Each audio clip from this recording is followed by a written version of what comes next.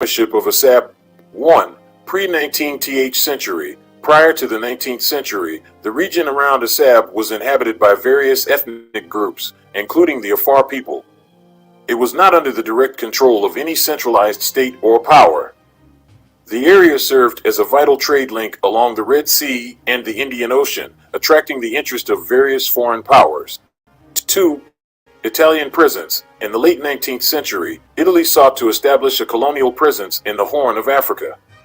In 1889, Emperor Menelik II of Ethiopia signed the Treaty of Wuchel with Italy, which granted Italy control over key areas, including Assab. The interpretation of this treaty was later disputed, leading to conflicts between the two nations.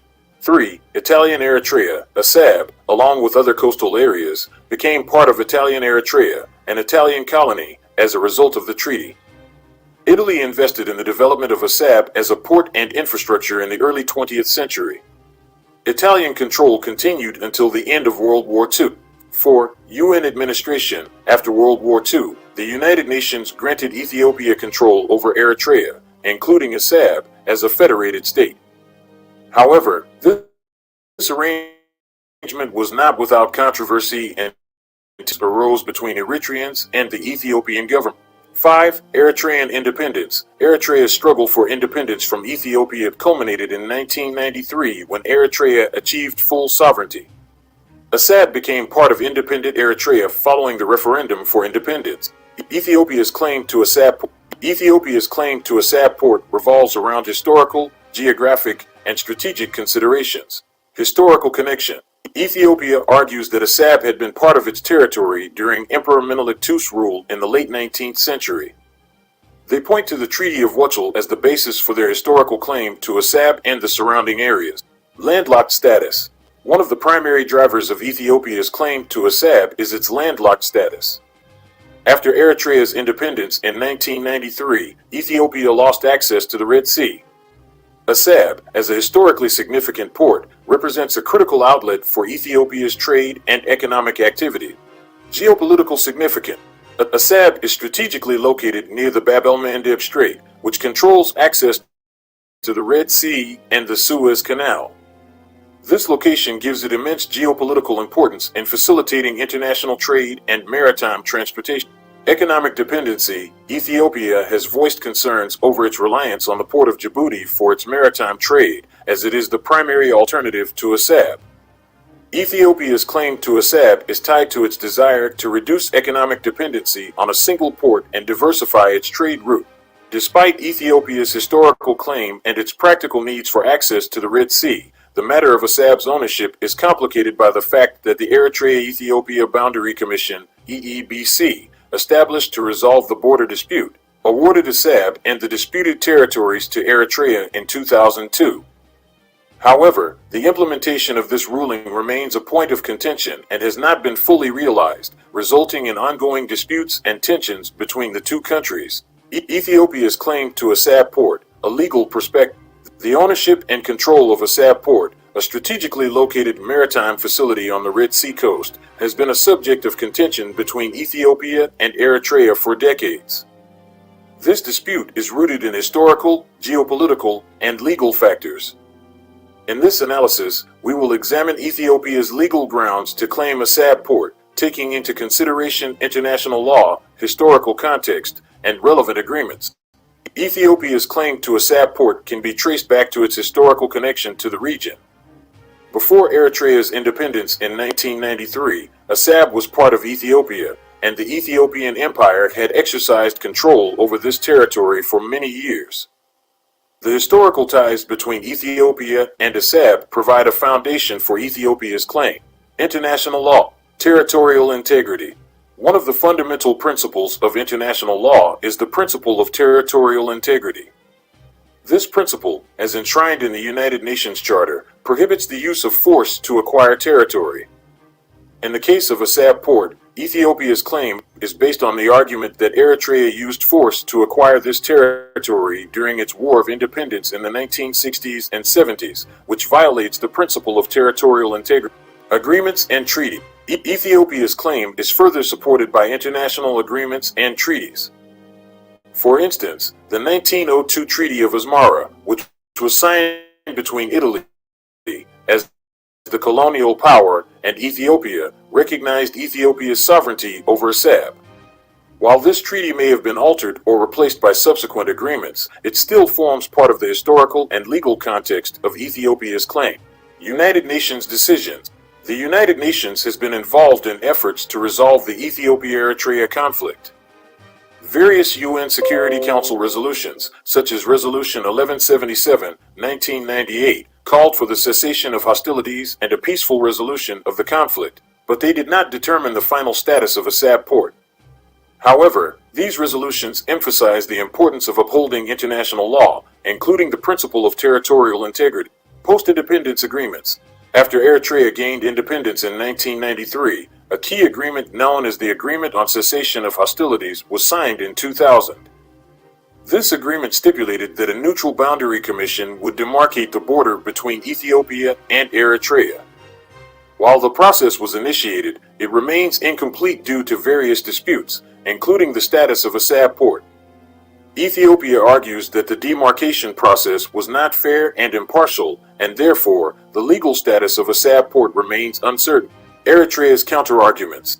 Eritrea's counterarguments revolve around its claim to Assab port based on historical ties to the territory during its struggle for independence and the international recognition of its sovereignty. Conclusion. In conclusion, Ethiopia's legal claim to Assab port is based on historical ties, international agreements, and principles of international law, particularly the principle of territorial integrity. The unresolved nature of the Ethiopia-Eritrea border dispute and the lack of a clear determination on the status of Assab port by international bodies make this issue complex and contentious. Ultimately, the resolution of this dispute may require diplomatic negotiations, adherence to international law, and the involvement of impartial mediators to reach a mutually acceptable solution that respects the interests and rights of both Ethiopia and Eritrea. In a state-televised documentary aired on October the 13th, Ethiopia's Prime Minister Abiy Ahmed argued that the Red Sea was the landlocked country's natural boundary, and that Ethiopia needed a port on the sea to break out of what he described as a geographic prison. Unsurprisingly, this didn't go down well with Ethiopia's Red Sea neighbours, Eritrea, Djibouti and Somalia. Not least because Abiy didn't notify them before raising the issue, but also because a few days later, Abiy ominously warned that the country's lack of port access could fuel a future conflict. Just a few days after the broadcast, Ethiopia then staged a military parade in the capital, Addis Ababa, and the head of the Air Force warned his troops to be ready for war. Later, satellite imagery detected troop movements along the Ethiopia-Eritrea border, and an Ethiopian official told The Economist, if port access is not achieved by other means, war is on the way. So, the first thing to say here is that it isn't a new idea in Ethiopia. Ethiopia's political class has long been worried about the country's lack of port access, especially since Eritrea gained independence in 1993 and the Ethiopia-Eritrea War in 1998. Before 1993, Eritrea was a federalized part of Ethiopia, which meant that Ethiopia had access to the Red Sea. Ethiopia was particularly reliant on the Assab port in the southeast of Eritrea, which accounted for something like 70% of all of Ethiopia's external trade. After Eritrea declared independence in 1993, Ethiopia became landlocked, but relations were originally quite friendly, and Eritrea allowed Ethiopia to continue using its ports. However, the outbreak of war in 1998 over the disputed border region of Badme ruined relations, and Eritrea stopped allowing Ethiopia access to its ports. Ethiopia responded by signing a deal with Djibouti to use the port of Djibouti, which now handles over 90% of Ethiopia's external trade, with Ethiopia paying some $1.5 billion a year in port fees.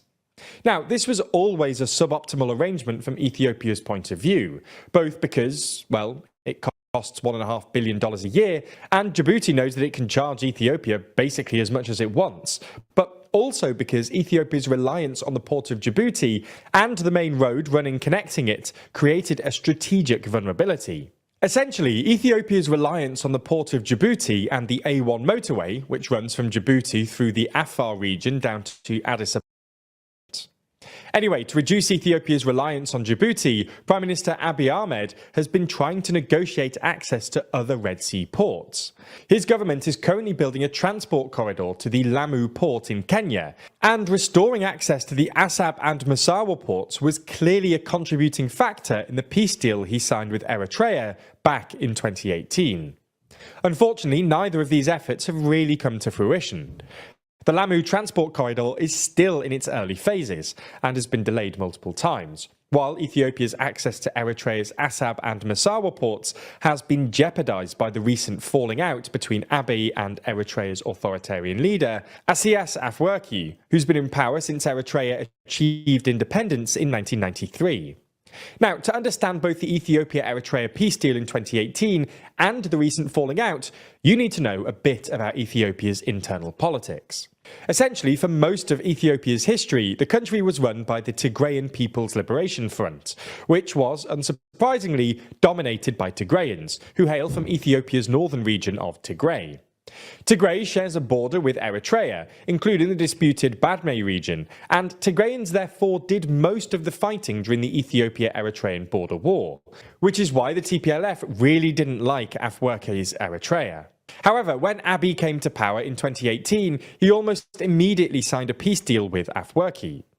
This was both because, as a non-Tigrayan, he wasn't as fussed about the Eritrean conflict, but also because he saw a deal with Eritrea as a good way to keep down the TPLF, who really don't like Abiy. With Eritrea on Abiy's side, the TPLF in Tigray were essentially surrounded by federal forces to the south and the Eritrean army to the north. When a civil war broke out between Abiy's federal forces and the TPLF back in late 2020, the Eritrean army tacitly supported Abiy's federal forces, which is one of the reasons that Abiy was able to hold on to power. However, Abiy and Afwerki have fallen out recently, in part because Abiy signed a peace deal with the TPLF in late 2022, which Afwerki perceived as an imperialist ploy by the West to save the TPLF, but also because Eritrea, which was basically a pariah state until very recently, has fostered closer ties with countries like Saudi Arabia, the UAE, Russia and China. This means that Eritrea is no longer diplomatically dependent on Ethiopia, which has given Afwerki more room for manoeuvre on foreign policy. Anyway, this has renewed Abiy's anxieties about Ethiopia's landlock, which is why he's started basically threatening his neighbours in an attempt to leverage port access. So what happens next? Well, while a war still feels unlikely, Abiy has been remarkably confrontational since coming to power in 2018. Not only has he been at war with the TPLF for most of his premiership, but he's also irritated both Sudan and Egypt by building and filling the Grand Ethiopian Renaissance Dam, which sits on the top of the Blue Nile and could limit downstream countries' access to water. The point we're trying to make is that Abiy has been a remarkably headstrong leader, so it would be a mistake to rule conflict out, especially if he decides, as he has with the Grand Ethiopian Renaissance Dam, that port access is instrumental for Ethiopia's future development. If this were to happen, it would be yet more bad news for a region that's been beset by instability. Both Ethiopia and Eritrea have been dealing with the Tigray War and its aftermath since 2020. Sudan is currently in the midst of a civil war, Kenya has seen widespread protests over the past few months, and Somalia is still, well, a mess. In October 2023, Ethiopian Prime Minister Abiy Ahmed Ali sparked fears of a new conflict in the Horn of Africa, calling for Ethiopia to have access to the strategically vital Red Sea. Neighbouring Eritrea put its forces on alert, raising the prospect of a return to war between two countries with a long and bloody history. But while the immediate threat appears to have subsided, many worry that a conflict could still be on the horizon. So, could a new war really be brewing between Ethiopia and Eritrea? Geography is hugely significant in international relations. This is especially true for the world's 40 or so landlocked states. Deprived of direct access to the sea and thus international waters and airspace, they often feel vulnerable and dependent on their neighbours. As a result, throughout history, many of these states have seen unfettered strategic sea access as a vital national interest, sometimes leading to conflict. This issue recently came to international attention again as Ethiopia raised the question of maritime access. In highly publicised comments made in October 2023, the Ethiopian Prime Minister, Abiy Ahmed Ali, suggested that Ethiopia needed to have direct access to the sea. This immediately led to fears of a renewed conflict with its neighbour, Eritrea. But whilst such fears have been played down and Ethiopia now insists that it has no hostile intentions, the history of poor relations between the two countries has raised concerns that a new conflict may well be brewing between Ethiopia and Eritrea, two countries with an extremely complicated history. Ethiopia and Eritrea lie in the Horn of Africa, an area in the northeastern corner of the continent. At 1.1 million square kilometres or 425,000 square miles, Ethiopia is the world's 26th largest country and the 10th largest state in Africa. Landlocked, it neighbours 6 UN members: Djibouti, Somalia, Kenya, South Sudan, Sudan and Eritrea, and the internationally unrecognised Somaliland. In contrast, Eritrea, which lies to Ethiopia's northeast and has a long coastline on the Red Sea, one of the world's crucial strategic waterways, is just 125,000 square kilometres, or just under 50,000 square miles, making it the world's 97th largest country. As well as Ethiopia, it has land borders with Djibouti and Sudan. In terms of population sizes, the two countries are vastly different. At 120 million inhabitants, Ethiopia is now Africa's second most populous country after Nigeria. As for Eritrea's population, it's a mere fraction of its neighbour, standing at around 3.6 million. The countries also share ethnic links. Tigrayans, who make up over half the population of Eritrea, are the third largest group in Ethiopia at around 7 or 8% of the country's inhabitants. The two countries share a long and fascinating history that stretches back into antiquity. This included the Kingdom of Aksum, which incorporates present-day Eritrea as well as northern Ethiopia. But our story really begins in the 19th century with European colonial expansion into Africa. Having established a trading outpost in Eritrea in 1869, Italy soon expanded its regional presence. As well as creating the colony of Eritrea, it took control of Somaliland. And despite having resisted European colonisation in the 19th century, Ethiopia, or Abyssinia as it was then known, also fell under Italian control in 1936. However, this was short-lived. In 1941, British forces and Ethiopian guerrillas defeated Italy. But while Ethiopia regained its previous independence and became a founding member of the United Nations, Eritrea came under British trusteeship. At first, it was expected that Eritrea would have the right to choose its future, in line with the principle of self-determination. However, deep divisions emerged between the country's two religious communities. On the one hand, the Muslim Eritreans favoured independence. In contrast, most Christians who primarily belonged to the Ethiopian Orthodox Church preferred union with neighbouring Ethiopia, which was, in turn, desperate to gain access to the Red Sea. Faced with this apparent deadlock, the UN General Assembly appointed a commission to consider the question. However, it couldn't agree on a preferred outcome. Instead, it presented 3 options. The first option was merely to allow Ethiopia to annex the territory of Eritrea. Secondly, a federation could be created between Ethiopia and Eritrea. And thirdly, Eritrea would remain a trust territory for another 10 years before gaining independence. Ultimately, the General Assembly chose the second option. Just under 2 years later, on the 15th of September 1952, the Federation of Ethiopia and Eritrea was created. From the start, it was an unhappy union. Ethiopia, being significantly larger and more populous, and with its long history of independence, immediately saw itself as the senior partner. As a result, over the next decade, resentment steadily grew in Eritrea. All this came to a head in September 1961, when an armed group the Eritrean Liberation Front, or ELF, launched an uprising against Ethiopian rule. In response, Ethiopia dissolved the federation and annexed Eritrea. Despite this, the ELF continued its campaign over the following decade, a conflict that's now known as the Eritrean War of Independence. However, everything changed on the 12th of September 1974 when the Ethiopian Emperor Haile Selassie was overthrown by a Marxist military coup. Although the ELF split in the late 1970s, the new Eritrean People's Liberation Front, the EPLF, which emerged as its replacement, soon allied with other groups fighting the new regime. The most significant of these being the Tigray People's Liberation Front, the TPLF. This would have profound consequences a decade later. As the Soviet Union collapsed and the Ethiopian government lost its key benefactor, the rebel forces gained the upper hand. And at the end of May 1991, the TPLF, the EPLF, and their other assorted allies took control of Addis Ababa, ousting the Ethiopian military government.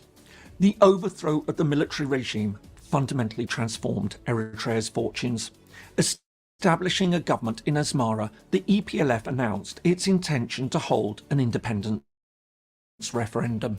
Meanwhile, as representatives of over 20 parties and national communities met in Addis Ababa to discuss the future of Ethiopia, they agreed that Eritrea shouldn't be forced to remain a part of the country against its will. In April 1993, and with UN support, the people of Eritrea went to the polls. The result was never in doubt. On a 98% turnout, 99.8% voted for statehood.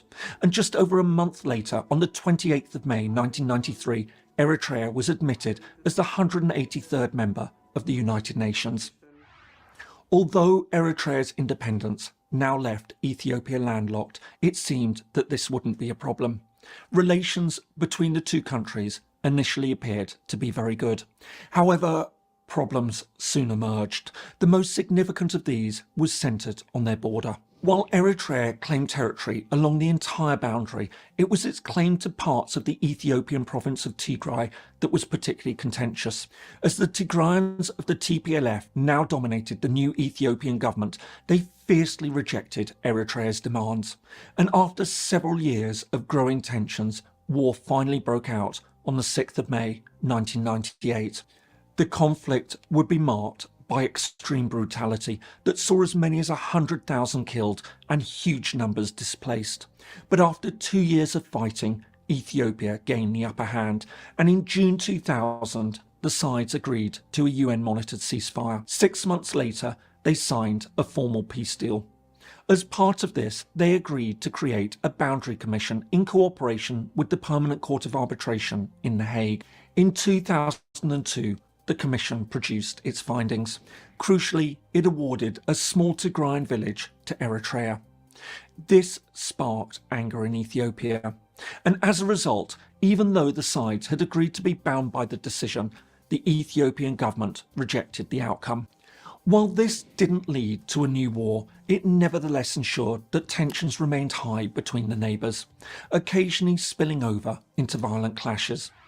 However, everything changed in April 2018 with the election of a young reformist Prime Minister in Ethiopia, Abiy Ahmed Ali. An ethnic Oromo, he began to push back against the entrenched Tigrayan dominance of Ethiopian politics. Just 2 months after taking office, he surprised the world by announcing that his government had agreed to accept the Border Commission's decision.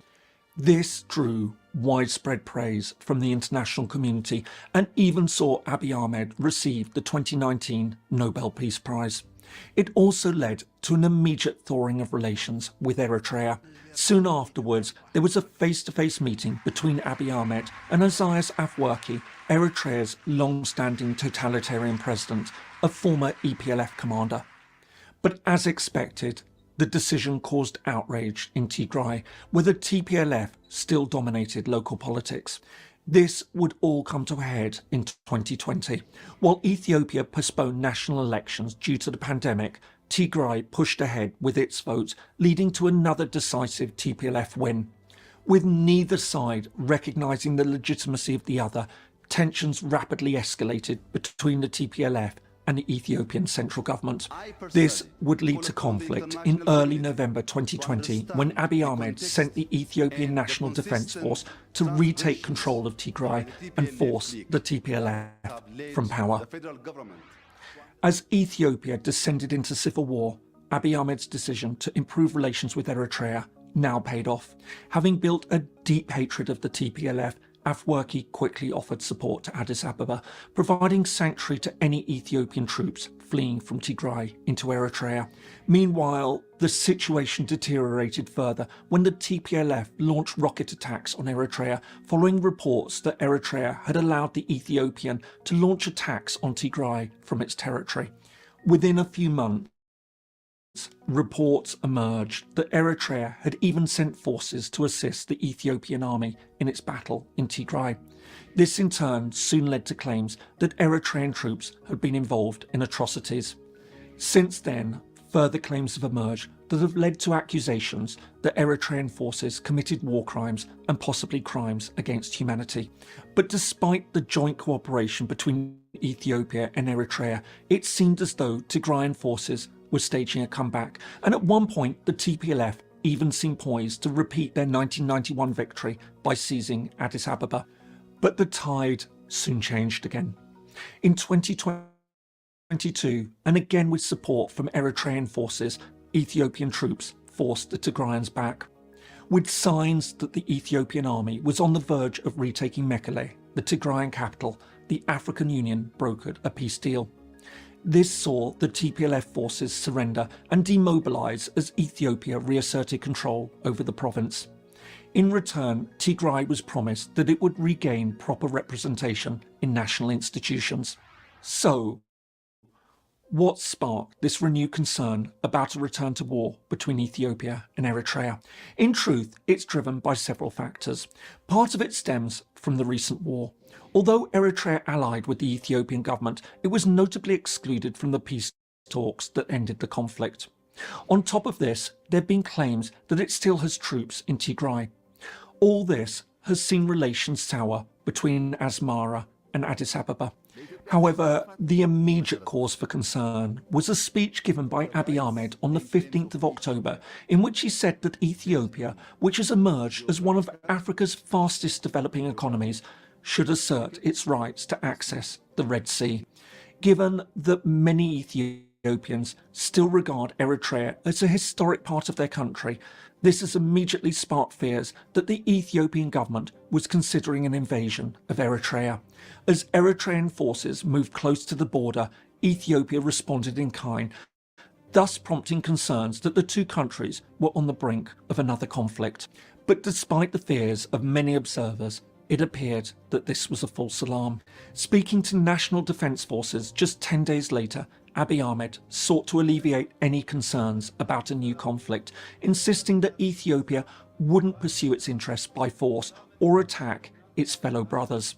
However, with the long history of tensions between the two countries and Ethiopia's long-standing wish for maritime access, many nevertheless wonder whether, despite the denials from Abiy Ahmed, Ethiopia and Eritrea may in fact be headed towards another war.